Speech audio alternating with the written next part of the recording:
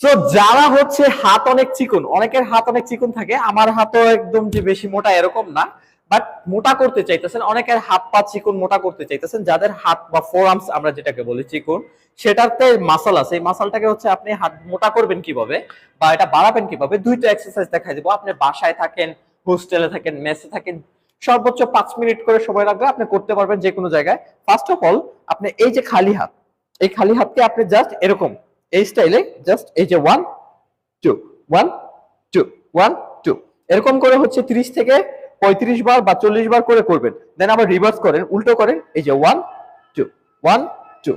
এরপরে যারা হচ্ছে এরকম কয়েকদিন করে অভ্যাস হবে, তারা হচ্ছে হালকা একটু ওয়েট নেবেন।